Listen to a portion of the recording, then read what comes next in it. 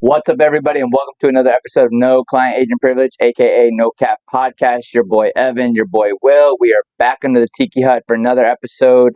Week 4 recap, week 5 coming up. I think we're really starting to see some teams start to pull together. I think Ohio State at this point showed why they're number one. I think they put it on a Washington team, traveled, loud stadium, a little bit of everything that kind of. When you're number one, the target's on your back. Don't fall for the sleeper game. Not that Washington was really that bad or anything, but again, you're always as number one. You're gonna have that target on your back, and I think they showed. Come hungry. Yeah, better come ready, especially to play if you're every game. going into their house. Right, especially as we know, Washington always has loud stadiums and stuff like that. But they looked like number one, so I got to give it to them. And then staying in the Big Ten. What'd you think on Penn State, Oregon? I think that it's kind of flipped from what you just said about Ohio State. Oregon came in and took care of business in a game that Penn State really should have won. Does that go without saying? Yeah. I mean, the double overtime thriller. Whiteout's supposed to be your game. Like, that's supposed to be your... Student section was chanting to fire the coach at the end of the game. I mean, I don't know. I don't know what to say. But at the end of the day, we look at both of those teams. What's the number one question? If they can win the Natty? Can you win the big one? So I guess Oregon can. I guess a little bit more than Penn State because the home field you lose that battle. But That's at the end of the day, Dan Lanning, coach. Oregon still has no Natty. That's what I'm saying. So it's like who's truly. What's the point of firing? You're going to say that's the game that makes you want to fire your coach. It's like, for what, though? Like, the question still is, which of these two coaches is actually going to win the big one? So it's like, which of them are going to win the big one? Well, that was like when Ryan Day kept losing to Michigan. And then he was about to be fired. And then, obviously, last year made up for that. But until... something like that happens, I guess the question is, do you let them keep trying, or I guess trying? Or, what else? What else? If you make it to the semifinal and you lose, you make it to the final and you lose, what do you say? You're gonna fire them, or you have to run it back and then they do it again next year? And then there's so many different things you could really say, or say, oh well, they had so and so and this transfer and that transfer. Especially those will be excuses are going to be out the wazoo for coaching staffs now. Right. Look at OK State. Well, we just had the conversation on Gundy and OK State. Well, they obviously didn't hear our episode last week, they did not. So they ended up firing Gundy either way. And it's like, in reality, though, like, where do you go from here? Because obviously, the biggest issue with not necessarily Gundy is, I guess you could say, the cultural aspects of where do you go? Like, what is going to be Oklahoma State's new identity the rest of the season? Like, why fire him in the rest of the season when he's already the face and culture builder that you want? Now you're just trying to say that you need to pull the talent together in the Big 12 to kind of compete. Maybe they think that they have the talent in the Big 12 to compete. If that's the case, then that's what they're banking on. Do we believe that coaching should really make you 0-3 or 1-3 or whatever they are? I guess another thing is you get a new coach in there, interim, whatever, and you see how they do the rest of the way. Sure. So you can kind of gauge if you want to roll with them, or it kind of gives you more games to I agree. feel things out. I can definitely see that being a factor for sure. Another question is how much worse could it really get? Because you've had 3. This would be the 3rd season in a row of subpar performances. Agreed. Over the course of the whole season. So why waste another season? Or I can definitely see that from the business perspective of, one, where are we going with our program? What kind of change do we need? So if this is a change we need, let's do it now. Because what's it matter? What's it matter to go? If we're already going to lose, what's it matter that we're going to go? Whatever. I'd say 1-9, 1-11, 1-10, or 2-10, whatever. If we're going to do it, we might as well do it with a new coach, and at least that coach can say, well, I'm still learning. I'm still doing this. He could blame it on himself for interim. But yeah, it's It's a tough game now for coaches as well with regards to trying to keep their jobs. I mean, it's win now or we'll find somebody else that can do it. So, I mean, at this point, like you said, with the Oregon and Penn State, who do you fire them and then who takes over? You know, who do you bring in? Like unless you're going to go back and grab a Chip Kelly or somebody or who? Yeah, Chip Kelly's at Ohio State right now, right? As an offensive coordinator. I think so, yeah. Yeah, and then who else is running their defense? Somebody big. Somebody big is running their defense. I forgot. But anyway, a coach like that like maybe he wasn't hasn't been a head coach in a little while, but like now he's like on somebody's team that is just whooping up on everybody. Matt Patricia. Thank you. Another NFL guy. Another NFL guy who's just sticking it to the college guys. And that is legitimately the levels of differences between that. I mean, those college coaches, you know, there's a reason very few of them get bumped to the NFL rankings and vice versa. Because sometimes the NFL rankings are just too much. Or like, you know, the way you are with your NFL guys, you can't be that way with your college kids. It's way easier to go from NFL to college than it is to go from college to the NFL. Yeah, no doubt. Yeah. I think you hear a lot more success stories for sure. Coaches or, you know, personnel staff that go down. I think Nick Saban to college. Yeah. From the NFL instead of going from college up to the NFL. It's levels of at least in the especially in the head positions, coordinators, head coaches, stuff like that. You know, those positions at those levels, to go from coordinator to coordinator at the college level to the NFL, I mean, those are, levels of differences there. So I think, what's his name from the Panthers, or he was with the Panthers, Joe Brady, remember him? From LSU, went to the Panthers. Okay, yeah. So he was like a good example of a great LSU play caller, offensive coordinator, blah, blah, blah. Subpar, you know, offensive stint with the Panthers. Not to say that the Panthers were all that great anyways, but again, it's supposed to be the gurus and stuff like that are coming from the, you know, depending on what coaching tree you come from, you're supposed to pop. You know, it's supposed to be productive because you've learned from them that were already productive. So a whole nother thing right there. But is Bama back now too? Speaking of coaching staffs of Trees and DeBoer, and you go into Athens and you ruin their home winning record.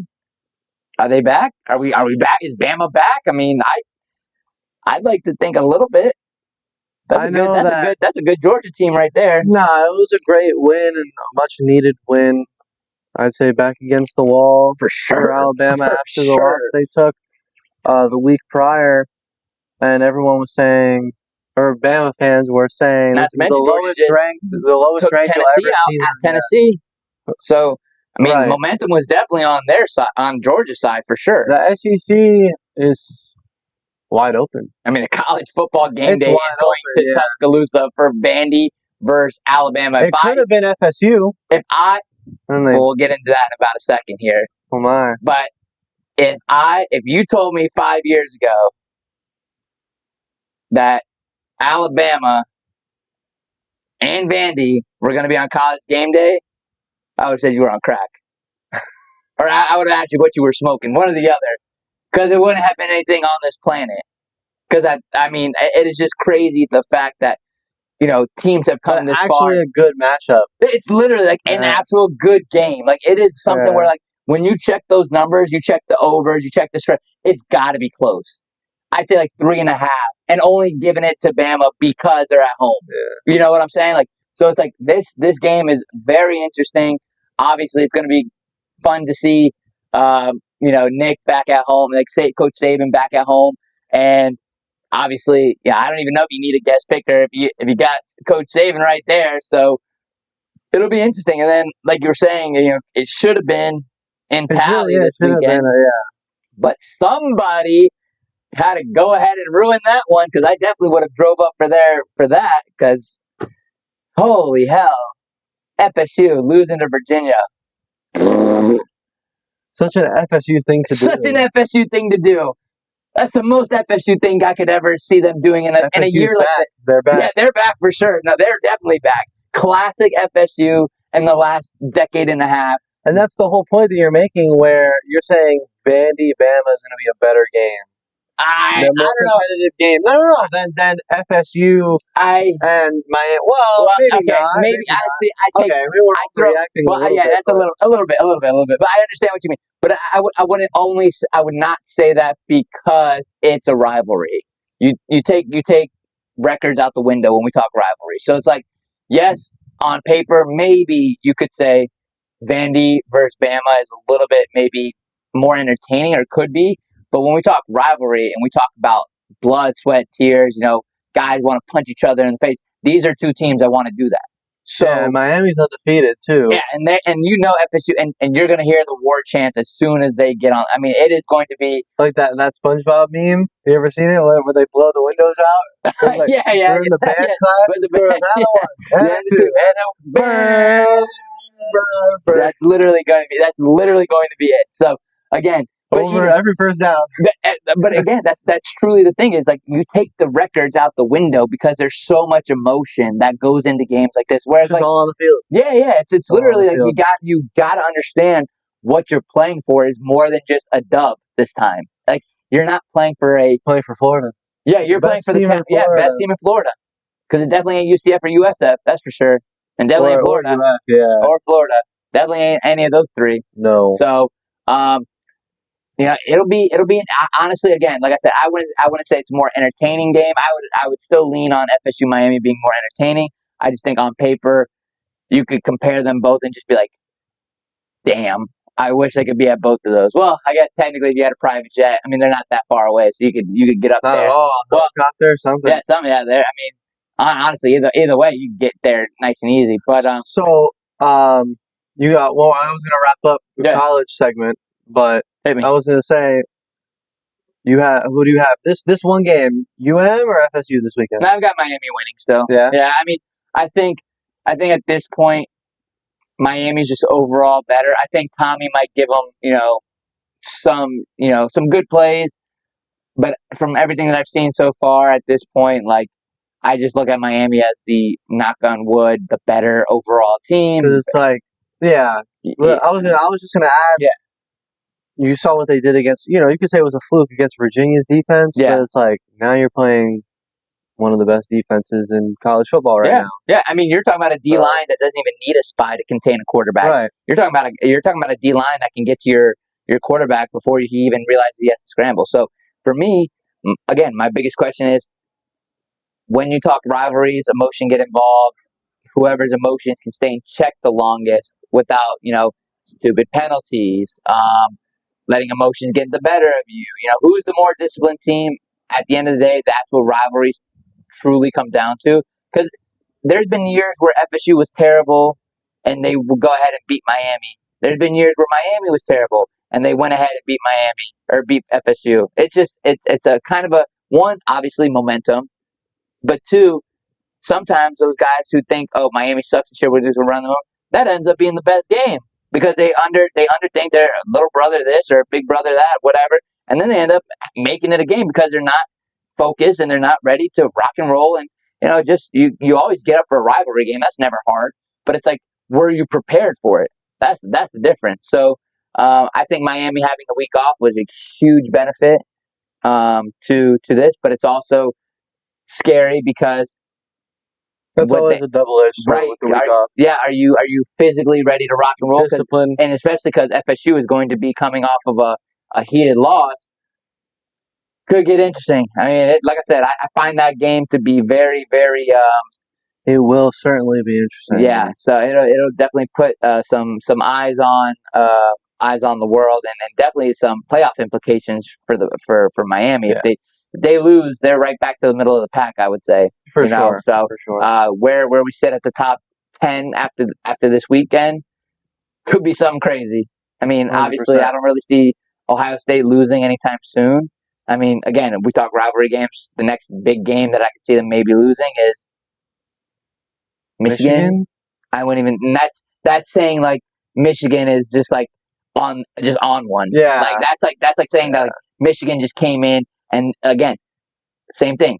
They were just ready. They just had the better day, and it can definitely happen in rivalry games. So again, you throw the records out the window. You throw the better team out the window. You just play ball. So for sure. Those are two things with regards to the college side we'll have to keep our eyes on. Definitely. The NFL week 4 is over. Oof. Not too much to talk about matchup wise, I would say, but one big storyline is the injuries that have been occurring all over the league. Yep. You look at Tyreek Hill and his knee injury.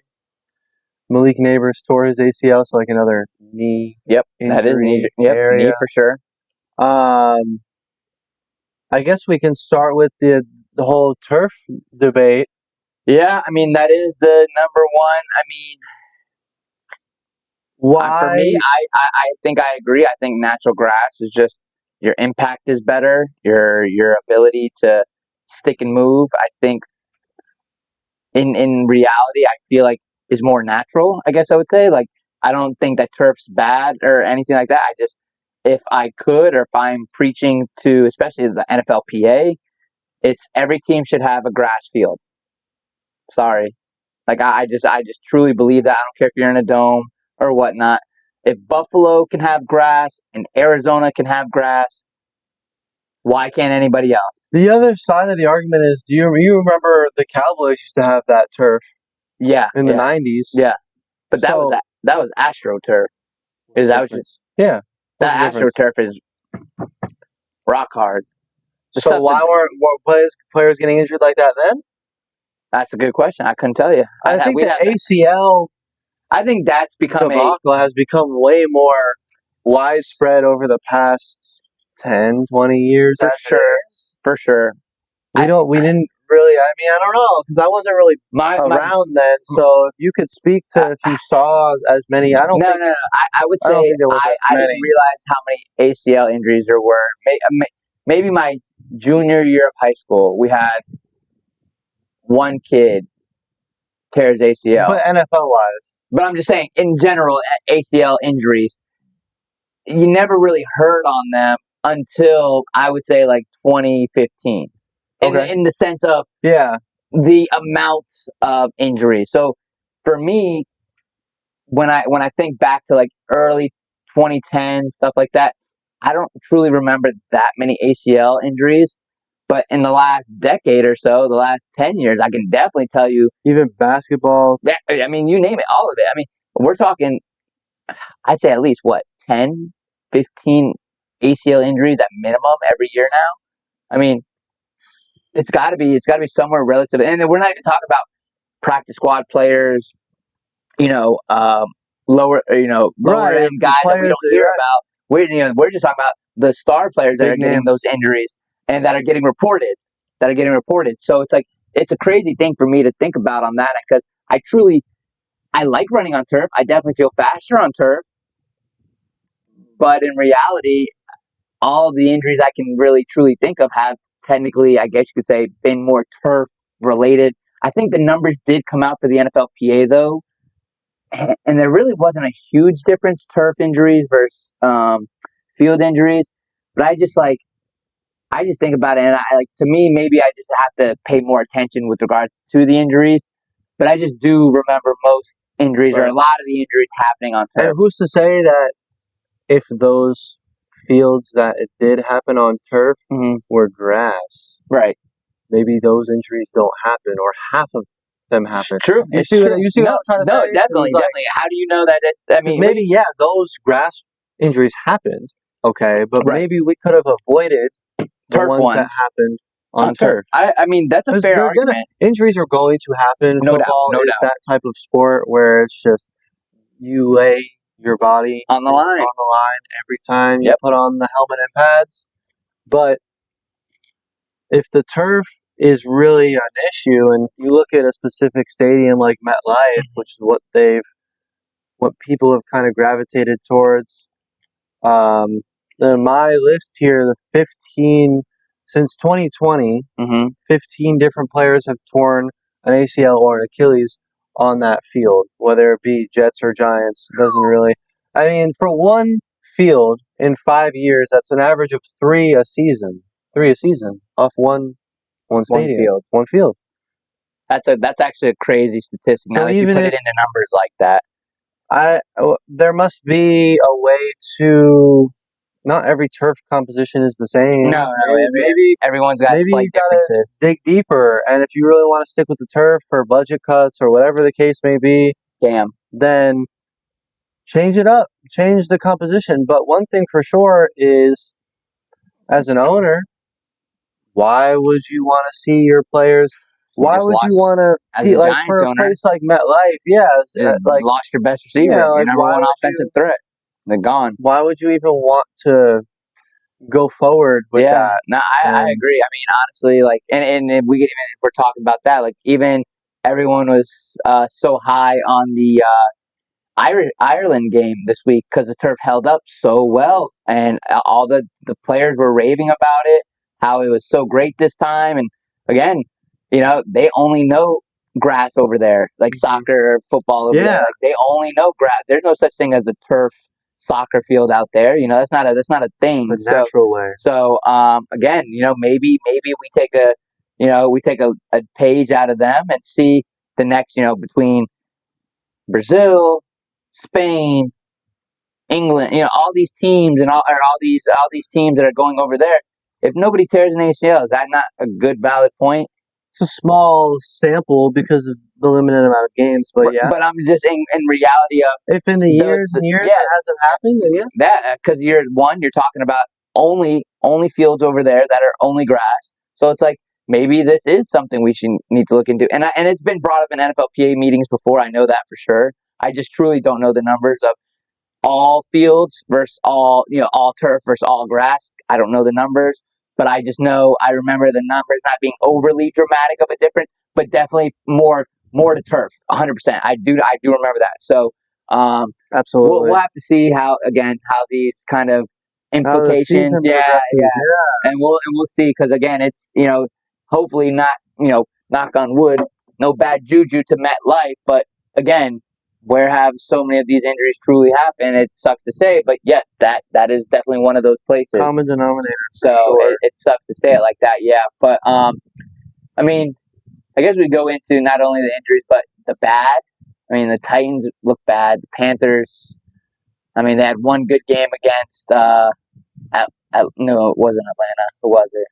They just got blown out by the Patriots, and they're really not that good. I mean, there's just the Raiders don't look good. They just lost to the Bears. I don't know. I mean, this NFL season, I feel like, is one of the more opened ones for sure. Like, I think the Eagles shouldn't be. I think are the only team undefeated still. They shouldn't be. The Eagles should have lost to the Rams, but they blocked that kick.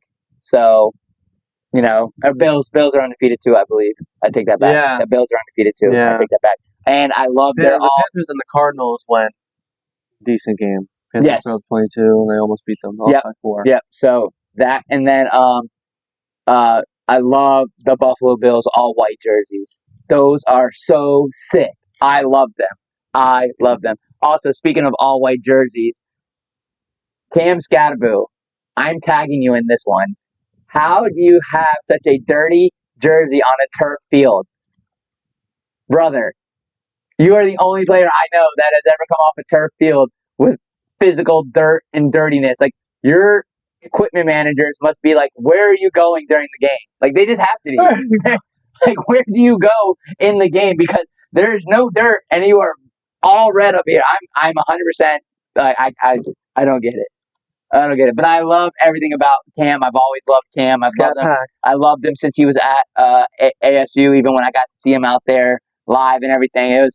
He ran just like that in college. So it doesn't surprise me that him and now Dart are going to get their chance, and it's going to be one of those, bromances that hopefully, last a while. But, the way Cam runs. Shit, I hope. It's protect yourself sometimes there, big dog. Appreciate you, but, just sometimes. Dart, that goes for you too. So it'll be an interesting season to see now. You change your quarterback up, but you lose your best receiver. You go back. You're starting to feed your running backs a little bit more. Dart's starting to look a little good. What do we do now? Do we get more offensive line to protect them? Do we go back, grab them another weapon? Like, there's a lot to future, and especially the offensive line. I look at year after year. I look at my team. I look at the Panthers, and I think, what am I supposed to do? Or how am I supposed to root for them? What are we missing? Like, we're missing everything. It's just depth, and then in NFL, like, it's just it's tough, man. I could say it's same for the Titans. Like, what are they gonna do with Cam? Poor Cam, just getting obliterated. 22 sacks, I think, already, something like that, something crazy. 22 sacks or 12 sacks, 20 some, I think 20 some sacks in 4 games. 4.5 a game or something like that. I know sometimes we count them because he's scrambling and gets tackled, like, because he's scrambling. So I believe those are still counted as sacks. So I know some of them might be a little rookie mentality type shit, but I don't know. I think there are some really good teams this year too, but I think the NFC East or NFC West is probably one of the best divisions right now. Right, very competitive. That all in the dubs, all in the winning columns right now. Except they're all over 500 right now, so that's pretty impressive as of right now. Obviously it's still early on in the season, but we'll have to see how this NFL season, because I truly haven't seen anybody dominate, really push the issue. Eagles have done really good, but there have been games that I wouldn't say like same old Eagles. They're the Bills too. Really, again, what's the number? They've been winning games for sure. Right, they came back that week 1 game against the Ravens. Yep. But what's the number one question? Oh, speaking of Ravens, Lamar's out 2-3 weeks, hamstring done. He is. So do we just fold and try to get next year? Yeah, probably. Where's Huntley? Get Huntley back in there. Yeah. Bro, literally. Cooper Rush? Yeah. Cooper Rush is their backup. Hey, I bet Shador really wishes he went to the Ravens now, huh? Still QB3 behind DG and Flacco. You saw what he did today? Yeah, the silent interview? Dude, you can't do that. Good for him. You can't do that. No. I'm just here so I won't get fined vibes. No, but really though. I'm here so I don't get fined is the truth of that. Because at the end of the day, you're being a little baby about being QB3. You had other opportunities to go to the other team. I don't want to hear it. You get what you get and you don't get upset. Yep. That is literally to the T. That is it. And now you won't sit here and cry and whine. So here's my thing. This is the NFL, right? If you're trying to sit here, or anybody is trying to sit there and tell me that they truly believe Shador is better than Dylan Gabriel, which I can't comprehend, because comparable on the statistical side, where would you believe that from college level? What stat would you go and tell me that Dylan Gabriel is not the better quarterback? And then secondly, not only that, do you really think it's personal? Like, we're talking about trying to win games here. Like, we're talking about a coaching staff that has one of the best defenses in the NFL. They just got to put an offense together that can score or stop, keep up with whatever team's not scoring. You're really trying to say that if you were the better quarterback, they wouldn't play you? Or they're not playing you because what? Like, what he's like trying to defend himself as doesn't make sense. Maybe in college, there's a little bit more nepotism towards that. But he also had like a prolific receiver in Travis Hunter. No, at least in college. Of course. But if you take Travis Hunter away, there's a lot of what do his numbers look like? And that's not me saying he wouldn't have been as good. No. Yeah. The numbers, you have a Heisman winning wide receiver. Why did he win? We had that conversation. Yeah. Ashton Jeanty should have won. Doesn't matter. But he still was a really good receiver. No doubt. Agreed. So if you take him away, how does Shador's numbers look then? That even. And the Big 12 compared to the Big 10, we all know the Big 10 is more competition. And look what DG did. Right. He didn't get them to the playoffs. Too. Oklahoma was SEC. Yeah? I believe so. That was their first year, wasn't it? Oh, oops. You're good. I think that was their first year in the SEC. That was their... I think. I don't know. I could be wrong. I'd have to double check on that one. But either way, honestly, it doesn't even matter, because at the end of the day, my point being, like, he's trying to sit there and be a little baby about this, being QB3. Right. But if the case was you aren't better than Joe Flacco, or if you were, you definitely would have been moved up to QB2 because they already benched him. So to move him to QB3 or QB2 doesn't make a difference on the depth chart to them. Right. But again, what they're trying to say is you are not better than him and you're not better than him. It's not personal, it's business. Like, stop acting like everything is a personal decision.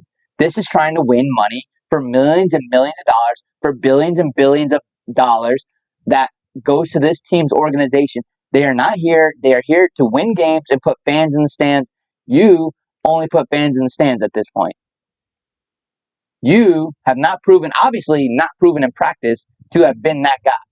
Because if they would, there's no way you can tell me an offensive coordinator or a head coach does not play you or does not start you over the quarterback that they literally just benched. You just can't. I don't care. Whatever. Even if Dylan Gabriel has a terrible game, you take it as it is because obviously in practice, he is the better quarterback.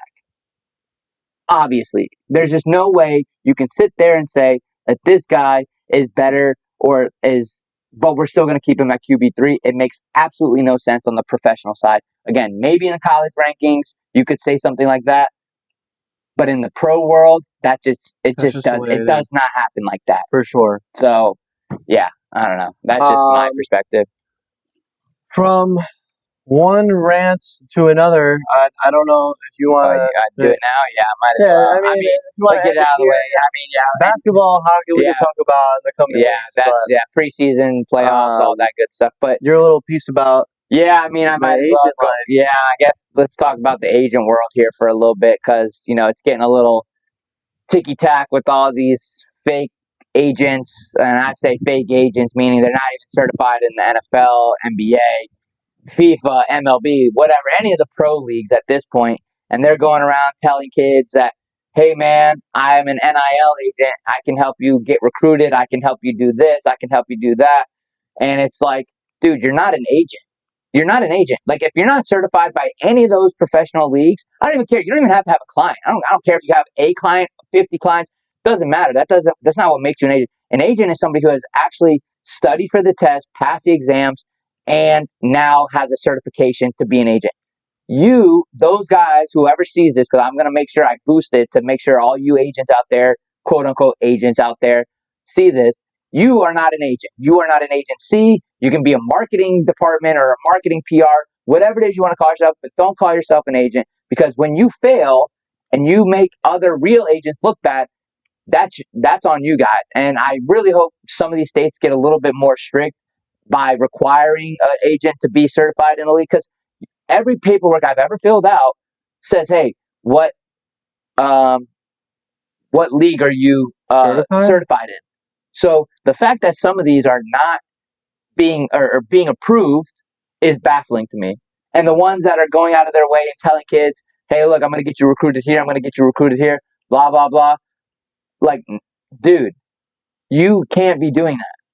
You just can't. Like, you are going to, one, get that kid in trouble, and then two, you're going to also put other agents in line, because now they're going to go and say, oh, are you recruiting this kid or that kid, and things like that. Whereas, like, you shouldn't even be doing that at all, or to be affiliated with the kid like that. So for me, I'm looking at some of these kids that are signing with these agents, especially down here, because we have so much talent, and I just look around and I'm like, who are you signed with? What are you? The who? The money team. NIL what? You're signed what? Who are they certified with? They're not certified in a league. So what are they doing? How are they getting? Who are they? Like, they're just calling coaches on your behalf. Like, what? I was like, that's not how this is supposed to work. Like, these guys are, and again, it's not just up here. It's in Broward. It's in Miami. It's in Tampa, Sarasota. You name it. Some of these guys, I look at them. I was like, what are y'all doing? Like, yeah. So that's my rant. I mean, again, it's just one of those things where now, at this point in my career, I can physically go out and say, like, you guys are pieces of shit and you're ruining the agent world. And obviously it's happened because of NIL, transfer portal, all that shit. They're trying to make $1. Exactly. And that, at the end of the day, that's never even been how it is. At least for me. I mean, it's never even been about the money. Like, I love show me the money. That's my fucking favorite line. But, like, at the end of the day, you only do that with the clients that you've actually taken care of. The ones that you've actually put the work in, you show them the money.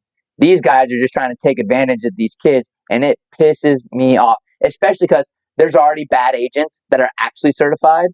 Now there's bad agents that aren't even certified, but call themselves certified, or are agents or have the title agent. So that was my rant, because I just saw the last couple weeks now. It just pissed me off at some of these parents telling me, oh yeah, we just talked to such and such at this agency, or I'm like, what agency? What? The who? The NIL what? What are they selling? What did they tell you? They're going to get you to FSU. Your son hasn't played in 8 months. What? Just some of the stories I could tell you guys, and again, not to call anybody out by any means, but like, you'll know who you are. That's all I have to say. It's like Russell Westbrook, when I asked him that stupid question, he was like, what? Yeah. What are you talking about? Dude, for real. Like, or the Nick Young, where he's like, the question mark? Yeah. But again, I just look at those agents and I'm just like, I hope you never get certified. Because not to say you can't go out and study and take the exams like anybody else, but it's like, you doing it this way and you failing, because I know most of these guys are going to fail, and which is, and not to say I'm a huge success by any means. I'm still grinding my life away. But to say that some of these guys are trying to gypsy the system, basically, is what pisses me off. Because it's going to hurt the kids in the long run. Oh, yeah. Because they're telling them to do this, that, and the other. And they're not going to want to trust an agent again. Which, story of my life. Fucks it up for other agents. Story of my fucking life right there. As soon as I get somebody big, I don't know if I can really trust an agent anymore. I think I'm going to just stick with my financial guys and I'll be all right. Like, sometimes you can't even trust the financial guys. Hey, that too. Ask Shohei. Yeah. Oh my gosh. Poor guy. But yeah, you wanna? Let's call it. Yeah, you're dropping the mic. Yeah, fuck it. Dropping the mic. I'm out. Let's just end it now. Oh my gosh. All right, I'm done with my preaching. Preacher Loffer's done. It's Yom Kippur. It's time to get up out of here. Go pray a little. So perfect. All right. Well, for your boy Will, your boy Evan, this is No Client Agent Privilege, aka No Cap Podcast. We'll see you next time. See you soon. Peace.